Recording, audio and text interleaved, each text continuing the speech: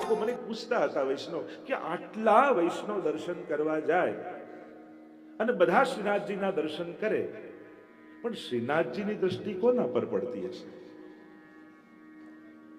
મેં એ જ કહ્યું કે હજારો લોકો દર્શન કરે, પણ શ્રીનાથજીની દ્રષ્ટિ તો એના પર પડે જેના મુખમાં શ્રી વલ્લભનું નામ હોય. શ્રી વલ્લભનું નામ જેના મુખમાં ગૂંજતું હોય ને, હજારોની વચ્ચે શ્રીનાથજી બાબા એને શોધી લે છે. કારણ કે શ્રીજીને સૌથી અધિક કોઈ પ્રિય હોય તે શ્રી વલ્લભ છે. શ્રી વલ્લભનું નામ છે.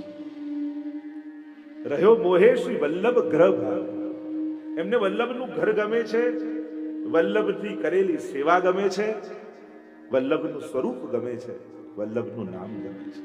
જય જય શ્રી વલ્લભ પ્રભુ વિઠ્ઠલેશ સાથે નિજજન પર કરત કૃપા ધરત હાથ હૈ માથે और अपनो कर गोकुलपति भरत ताही बात है. श्रीजी तो એને बात ભીડી લે જેના મુખમાં શ્રી વલ્લભનું નામ હોય. तो हम सब भाग्यशाली हैं.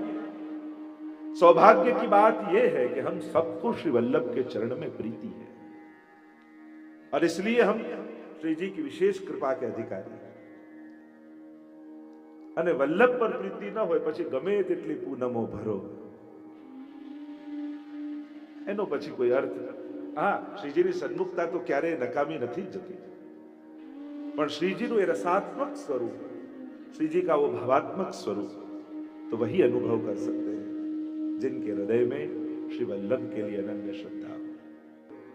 પ્રભુએ અનેક વિધ લીલાઓ ગિરિરાજજી ઉપર કરી, ખૂબ સુખ આપ્યું ગિરિરાજજી.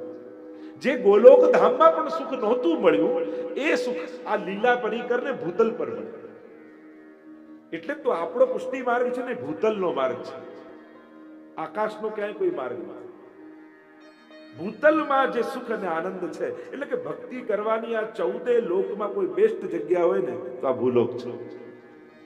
અહીંયા જે સુખ અને આનંદ, તમે ક્યારે એમ સાંભળ્યું કે વૈકુંઠમાં યા ગોલોકમાં યા સ્વર્ગમાં કોઈ માળા લઈને જાપ કરતું હોય? સ્વર્ગમાં કોઈ કરે? ત્યાં તો ભોગો જ છે. અને એટલા માટે જે સુખ અને આનંદ ભૂત, એટલે ભાગ્ય ને વલ્લભ ભૂતલ. આ ભૂતલ પર મહાપ્રભુજી પધાર્યા તો ભૂતલમાં આવો સેવાનો વૈભવ પ્રગટ થયો. જે ગોલોક ધામમાં આનંદ નહોતો એવો આનંદ ભૂતલ પર મહાપ્રભુજી આપણને આપ્યો. અબ જો ભઈ સો કબહુ ન ભઈ, એવો આનંદ આપણને આપ્યો. અરે નંદ અને યશોદાજીને પણ 11 વર્ષ ને 52 દિવસ જ સેવા મળી, અને તમારે ત્યાં તો 50-50 વર્ષથી ઠાકોરજી બિરાજે છે, 5-5 પેઢીઓથી બિરાજે છે. એટલે યશોદાજી કરતા અધિક સુખ મહાપ્રભુજી વૈષ્ણવને આપે છે. એવું સૌભાગ્ય વૈષ્ણવને મળે છે. અને એટલા માટે પ્રભુએ ખૂબ આનંદ આપ્યો ગિરિરાજજીને, યમુનાજીને. ભાગવતજીમાં તો અનેકવિધ લીલાઓ, આપણા કીર્તન સાહિત્યમાં અનેકવિધ લીલાઓ, આ તટ અને તળેટી. અને એમાં પણ ગિરિરાજજીને તો અમારા સુખદેવજીને ગોપીજનો વેણુ ગીત ગાતા ગાતા કહે, હરિદાસ વર્રે. ઠાકોરજીની બ્રજ લીલામાં અનેક હરિદાસો છે, અનેક ભક્તો છે, પણ ગિરિરાજજી તો દરેક ભક્તોમાં વર્રે છે, શ્રેષ્ઠતમ છે. અને તો એટલે હંમેશા હું કહેતો હોઉં કે ગિરિરાજજીમાં જાઓ એટલે કેવલ પૂજન કરવામાં જ વ્યસ્ત નહીં થઈ જવું, એક ભગવદીય તરીકેનો એમનો આનંદ લે, જેના રોમ રોમમાં કૃષ્ણ રસ છલકી રહ્યો છે એવા ગિરિરાજજી છે. કોઈ એક ખૂણો ગોતીને ગિરિરાજજીની પાસે બેસી અને પ્રભુના ગુણગાન કરો, જો કેવો આનંદ આવે છે. ગિરિરાજજી કેટલા પ્રસન્ન, કેવલ દૂધથી સ્નાન કરાવવાથી જ પ્રસન્ન થાય એવું નથી, એ તો એમની પૂજા છે. એની પ્રસન્નતા તો ભગવત ગુણગાનમાં છે. જ્યારે ભગવત ગુણગાનનો અભિષેક કરો ને ત્યારે ગિરિરાજજી વધારે પ્રસન્ન થાય. એટલે એ આધિદૈવિક સ્વરૂપનો અનુભવ કરવાનો પ્રયાસ કરો. ભૌતિક સ્વરૂપે તો પૂજન આદિ બધો ક્રમ છે જ ને, કરવો જ જોઈએ, એના વિધાનો છે. પણ એ આધિદૈવિક સ્વરૂપનો જો આનંદ માણવો હોય તો એમની સાથે ભગવત ચર્ચા કરો. ગિરિરાજજીની પરિક્રમા કરતા હો ત્યારે પણ બને તો લૌકિક ઓછું બોલવું, બને તો ભગવદ નામ લેતા લેતા જ કરવું. કારણ કે યમુનાજીના તટ ઉપર અને ગિરિરાજજીની તળેટી ઉપર તમે લૌકિક વાર્તા કરો ને તો ગિરિરાજજીના સ્મરણમાં તમે વિક્ષેપ કરી રહ્યા છો. એમને શ્રમ ક્યારે પડે? ભગવદીઓને શ્રમ ત્યારે પડે જ્યારે ભગવાન સિવાયની વાત થાય. પ્રભુ સિવાયની કોઈ ચર્ચા થાય ત્યારે એમના હૃદયમાં ખૂબ તાપ થાય છે, ખૂબ તાપ. આપણે તો સુવાની વાર્તા નથી આવતી વાર્તા સાહિત્યમાં, અખંડ ભગવત નામ લેતો. અહીંયા કૃષ્ણદાસે 3 વાર નામ લીધું, અષ્ટાક્ષર સ્મરણ કર્યું તો જલ પીધું. નહીં તો આટલા સમયથી, કારણ જલ પીએ તો ભગવત નામ ન લઈ શકે. અને ભગવત નામમાં એવો રસ એમને છે કે જો હું જલ પાન કરીશ તો એટલી વાર મારા મુખમાંથી ભગવત નામ નહીં નીકળે. એને કારણે કેટલા સમયથી તરસ્યો ત્યાં છે. અને કૃષ્ણદાસ મેઘન આવીને જ્યારે ભગવત સ્મરણ કરે છે ત્યારે જલપાન કરે છે. આવી આસક્તિ ભગવતી જનોને ભગવત નામમાં હોય છે. અને એમાં પણ ગિરિરાજજી જેવા કોઈ ભગવતી હોય, એના કર્ણમાં લૌકિક શબ્દો પડવા એ કાનમાં ખીલા જવા બરાબર છે. એવો શ્રમ એમને પડે છે, ખૂબ જ કષ્ટ પડે છે. અને કષ્ટ બીજી કોઈ ક્રિયાથી નહીં, ભગવાન સિવાયની વાત કરવાથી. બને તો કોશિશ કરજો, ગિરિરાજજીની પરિક્રમા કરતા હો, ગિરિરાજજીની તરેટીમાં હો, ત્યારે બને એટલું લૌકિક ઓછું બોલજો. એ પ્રસન્ન બને તો ભગવત નામ લેજો, ખૂબ પ્રસન્ન થશે, ખૂબ તમને આશીર્વાદ આપશે ગિરિરાજજી જો એમની સાથે ભગવત ગુણગાન કરશો. તો ગિરિરાજજીને કેટલું સુખ આપ્યું. સ્વયં ગોવર્ધન પૂજા કરવાનો આજ્ઞા ભગવાને કરી, પ્રભુએ કરી. કોઈની પૂજા કરવાની પ્રભુએ નથી કહી, કેવલ ગિરિરાજજી. કારણ કે ગિરિરાજજી મારું સ્વરૂપ છે, સ્વયં અનુભવ કરાવો.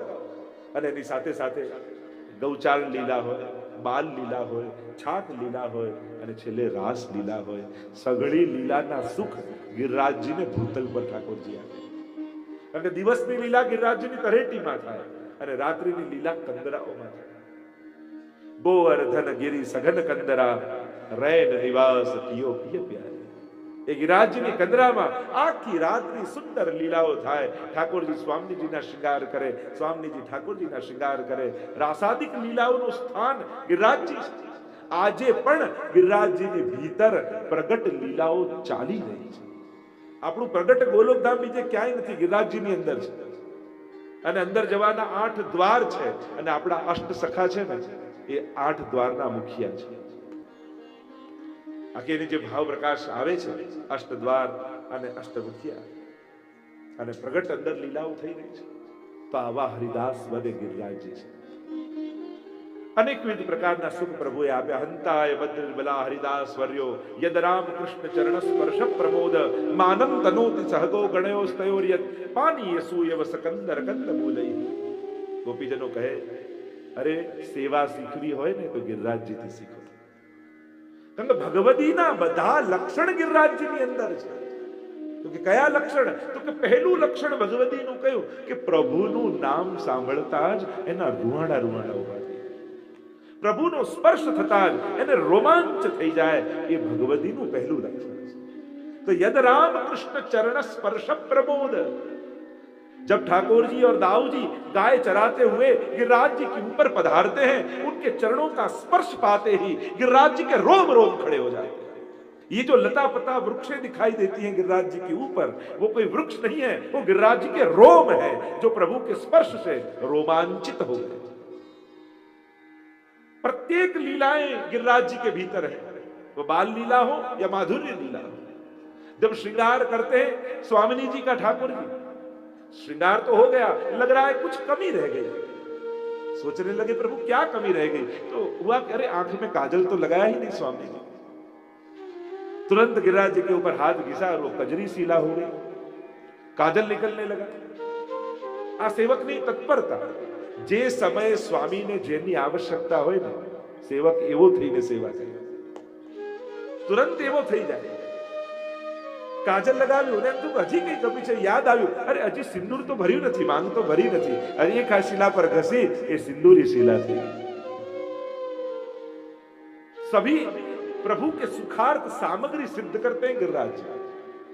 यद राम कृष्ण चरण स्पर्श प्रमोद मानम तनोति सहगो गणयो स्तयोर्यत पानीय सूयवस कंदर कंद मूलई. ठाकुर जी गौचारण करते हुए दोपहर के समय जब क्षुधातुर होते हैं, उत्थापन का समय होता है, पहुंच गए हैं ठाकुर जी, और सखाओं को हुआ अरे प्रभु अभी जागेंगे, भूख लगेगी, क्या करें. इतने में पुलिंद जी જે ભીલ કન્યાઓ ગિરિરાજજીની તળેટીમાં રહેતી, એનું રોજ સેવા કઈ કે બપોરનો સમય થાય, એક છાબલે હાથમાં અને ગિરિરાજજીની તળેટીમાં જે કંદમૂળ ઉગ્યા હોય ને એને તોડતા તોડતા ભેગા કરતા કરતા કરતા સુંદર છાબ સિદ્ધ કરે અને ઠાકોરજી જાગે એટલે છાબ સન્મુખ કરી. આ સેવા પુલિંદજીઓની છે, ઉત્થાપનની સેવા.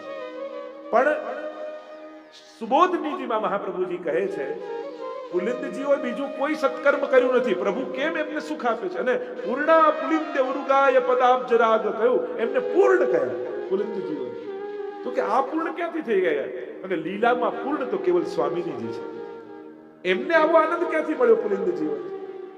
તો કે ગિરિરાજજીની તળેટીમાં કંદમૂળ વીણવા જતા અજાણતામાં પણ એમને ગિરિરાજજીનો સંગ અને સ્પર્શ થાય છે. અને આ સંગ અને સ્પર્શને કારણે, આ ગિરિરાજજીના સંગને કારણે પુલિંદજીઓ પૂર્ણતાને પ્રાપ્ત થઈ છે. એમ સુબોધનીમાં મહાપ્રભુજી વેણુ ગીતમાં સમજાવે છે. તો આ ગિરિરાજ બાવા જ્યારે ઠાકોરજીને જલની જરૂર પડશે એમ વિચાર આવે એટલે પોતાની અંદરથી ઝરણા વાળે. એટલે ક્યાંય યમુનાજી દૂર હોય તો સખાઓ શું કરે? આ ઝરણા પાસે જઈ ઝારીજી ભરીને લાવે અને ઠાકોરજીને અંગીકાર કરે. સ્વયંની અંદરથી લીલા સામગ્રી પ્રગટ કરે છે, પ્રભુની સેવા કરે છે. આ સેવકનો ધર્મ છે કે એમનું અસ્તિત્વ જ સેવા માટે છે. અને આ પ્રકારના સુખ ગિરિરાજજીને ઠાકોરજી આપ્યા. પ્રભુ અનેકવિધ લીલા કરી અને વ્રત છોડીને પધાર્યા મથુરા. આપણે ત્યાં પ્રસંગ આવે છે કે ગિરિરાજજીની ભીતરથી શ્રીનાથજી પ્રગટ થયા. એટલે હવે એ કાલ પર આવ્યું. હવે સારસ્વત કલ્પથી આપણે આ કલિયુગના કાલ પર આવી કે અહીંયા આ યુગમાં પણ જે ઘટનાઓને, જે લીલાઓને, જે કૃપા પ્રભુએ કરી છે એ કદાચ અન્ય યુગોમાં પણ નહોતી કરી. એવી કૃપા કલિયુગમાં થઈ. એટલે વૈષ્ણવને કલિયુગ જોડે બહુ વાંધો નથી. અન્ય યુગોમાં ધર્મ સહેલો હોય પણ ધર્મી અઘરો મળવો. કલિયુગમાં ધર્મ કરવો અઘરો છે પણ ધર્મી પામવો સહેલો છે. આ યુગમાં સેવા માર્ગ પ્રગટ થયો જે અન્ય યુગોમાં નહોતો પ્રાપ્ત, સહજ નહોતો. અમુક ભક્તોએ કરી સેવા, અમરીશ રાજા આદિ, પણ સહજ સુગમ બધાને નહોતું. મહાપ્રભુજી કલિયુગમાં આને સહજ માર્ગ કરી, સર્વ સુલભ કરી દીધો. તો આપણે વાર્તા તો સાંભળીએ છીએ કે ગિરિરાજજીમાંથી શ્રીનાથજી પ્રગટ થયા, પણ એ શ્રીનાથજી ગિરિરાજજીમાં પધાર્યા ક્યાંથી? કે પ્રગટ થયા પહેલા પધારે પછી પ્રગટ થાય. તો એવી પણ એક માન્યતા અને ભાવના કહેવામાં આવે છે કે જ્યારે અક્રૂરજી પ્રભુને લેવા માટે આવ્યા, નંદ બાબા પાસે તો હા પડાવી લીધી પ્રભુએ, ઠીક છે મથુરા પધારો છો, જલ્દી પધાર. પણ મૈયાનું મન માનતું નથી. લાલન, તારા વગર એક દિવસ રહી નથી, તને કેમ કરીને જવા દઉં? પ્રભુ મનાવે છે, મૈયા હું જલ્દી પાછો આવીશ, વચન આપું છું તને.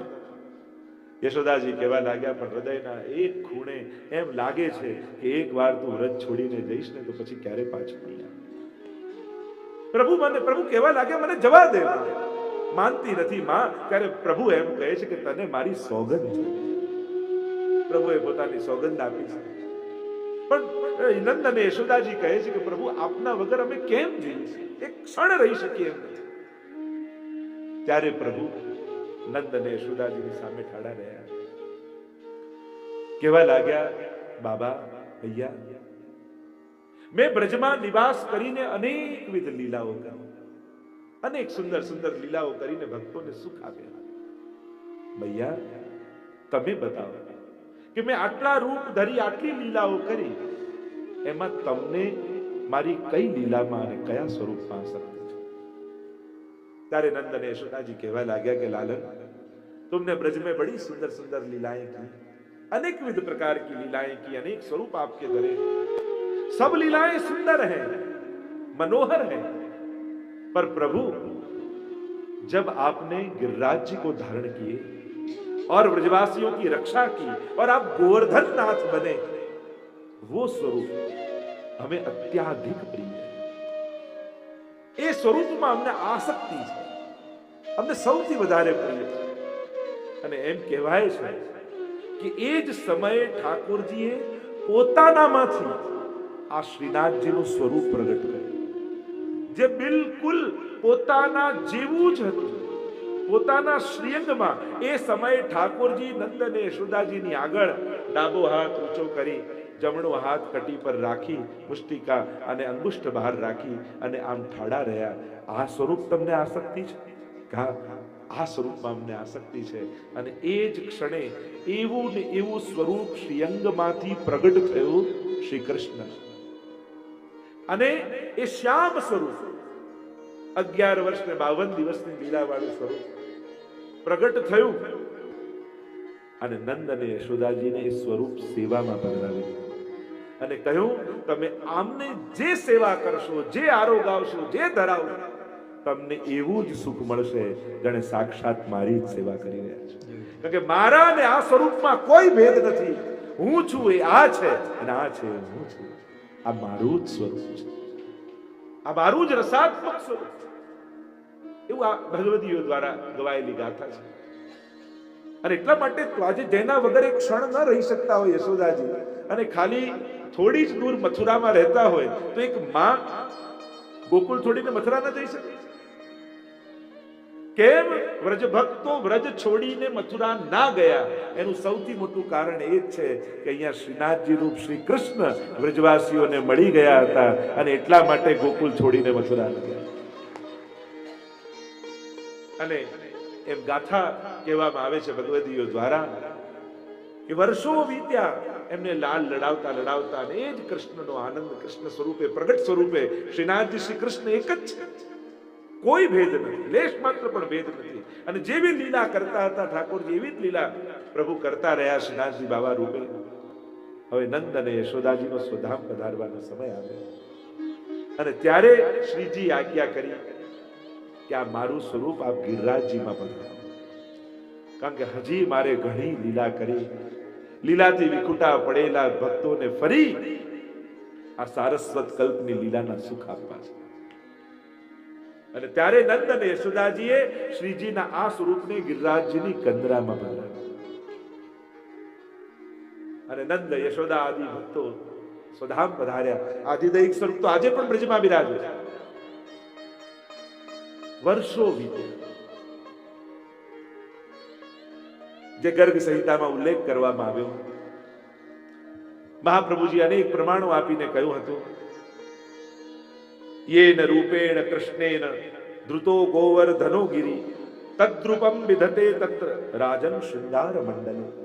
ગર્ગ સંહિતામાં જેનું વર્ણન છે કે આ મારું રસાત્મક શ્રી કૃષ્ણનું સ્વરૂપ શૃંગાર મંડલ બ્રજમાં ગિરિરાજજીની ભીતર વિરાજે છે.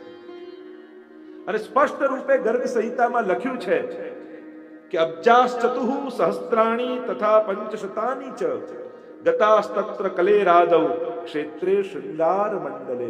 કલિયુગના 4500 વર્ષ વ્યતીત થશે ત્યારે આ પ્રભુનું સ્વરૂપ સ્વયંભૂ રૂપે પ્રગટ થશે ગિરિરાજજીમાંથી બ્રજમંડલ. સ્પષ્ટ શ્લોકો ગર્ગ સંહિતામાં લખેલા છે. ગિરિરાજ ગૃહ મધ્યે સર્વેશામ પશ્યતા નૃપ. બહુલાશ્વ રાજાને નારદજી કહી રહ્યા છે કે રાજન, બધાની આંખની સામે જોતા જોતા આ એવું સ્વરૂપ છે કે ગિરિરાજ ગૃહ મધ્યે, ગિરિરાજની મધ્યમાં, સર્વેશામ પશ્યતામ, બધાની આંખની સામે, સ્વત સિદ્ધમ ચ તદ્રૂપમ અરે પ્રાદુર્ભવિષ્યતિ. સ્વયંભૂ એવું આ શ્રી કૃષ્ણનું સ્વરૂપ બધાની આંખની સામે પ્રગટ થઈ જશે. અને કહ્યું, શ્રીનાથમ દેવદમનમ તમ વદિષ્યંતિ સજ્જના. અને આ સ્વરૂપને લોકો શ્રીનાથજી અને દેવદમન નામથી ઓળખશે. વિચાર કરો, આટલા 600 વર્ષ પહેલા મહાપ્રભુજી પ્રગટ કર્યા, પણ એનો ઉલ્લેખ હજારો વર્ષ પહેલા લખાયેલી ગર્ગ સંહિતામાં વર્ણિત છે. શ્રીનાથજીને આપણે પ્રભુ તરીકે જે માનીએ છીએ એ કેવલ કોઈ વૈષ્ણવની શ્રદ્ધા છે એટલે નહીં, પ્રત્યેક હિન્દુએ ને પ્રત્યેકે માનવું પડે. કારણ કે હજારો વર્ષ પહેલા આ ગર્ગ સંહિતા કોઈ પુષ્ટિ માર્ગી નથી લખી, કોઈ વલ્લભકુલના આચાર્યોએ નથી લખી, પ્રભુના પુરોહિત ગર્ગજી ઋષિએ લખી હતી. અને એમણે સ્પષ્ટ રૂપે આ નામોના ઉલ્લેખ આપ્યા કે શ્રીનાથ નામ કે આજે આપણે શ્રીનાથજી કહીએ છીએ એમ નહીં, ગર્ગ સંહિતામાં નામ આપેલું છે આ સ્વરૂપ. આપણે દેવ દમન કહીએ એટલે આપણે પાડ્યું નથી. ગર્ગ સંહિતામાં ગર્ગજી કહી ગયા છે, આ નામે ઓળખાશે.